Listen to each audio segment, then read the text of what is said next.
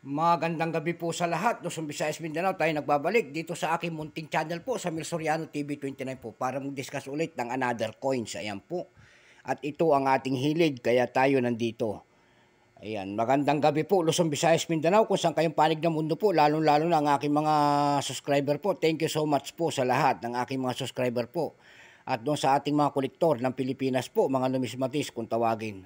Ayan, magandang gabi po sa lahat, mga senior citizen po. Ayan, kung gusto niyo po ang ganito mga topic po, yung mga nanonood po, ayan, pwede pakipindot ang ating notification bell para ma-update po kayo sa ating mga latest na gagawin ng mga video po. Ang ating pag-uusapan po ngayon ay nandiyan sa ating harapan, world coins na naman ang ating pag-uusapan. Ayan, foreign coins po ang ating pinag-uusapan ngayon. Ayan. Pera po ng Canada ang ating pinag-uusapan, 5 cent. Ayan po, ang pera ng Canada. Ayan, ang pera po ng Canada.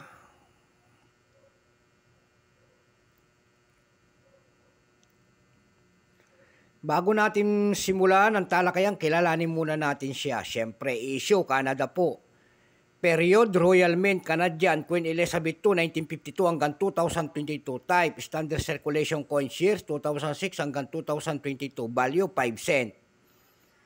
Currency, Canadian dollar, 1858, up to date po. May big composition po nito ay nickel-plated steel na magnet. May bigat po itong 3.95 grams, may haba pong 21.2 mm, may kapal po itong 1.76 mm.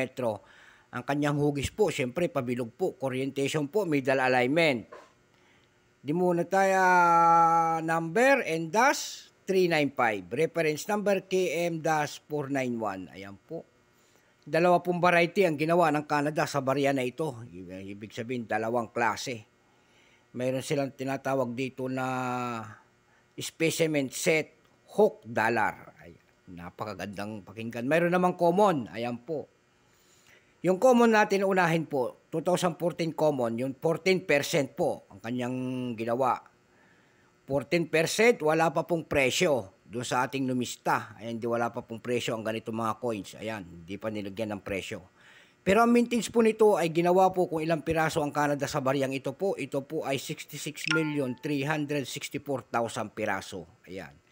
Dako naman tayo doon sa kabila, doon sa 2014 specimen set hook dollar. Ayan, 0.3%. Ayan. Kung ilang piraso po ang ginawa ng Canadian dollar na yon, ito po ay 24,381 piraso. Ayan. Pero itong specimen may price na. Yung kanyang uncirculated po, 81 pesos. Ayan.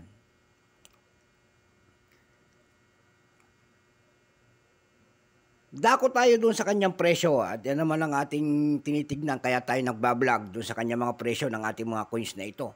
Doon sa numista.com po mayroon tayong nakita doon nagpe-presyo dito ng $9.99. Napakalaki na. Doon naman po sa eBay.com po may nakita tayo nagbebenta nito ng $5.3.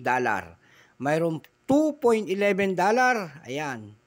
Doon naman po sa Carousel.com po may nakita tayo nagbebenta doon nito ng 250 pesos per piece. Mayroon ding 305 pesos. Ayan. 305 pesos. Ayan. So kahit maliit yan, maganda ang presyo ng bulanggit na to. Canada po, 5 cent. Ayan. Ayan, napalaman natin ang presyo nito. Ayan. So hanggang dito na lamang ang aking vlog. Magandang gabi po sa lahat ng kolektor, lalo-lalo ang aking mga subscriber po. Thank you so much po sa lahat and God bless. Bye-bye.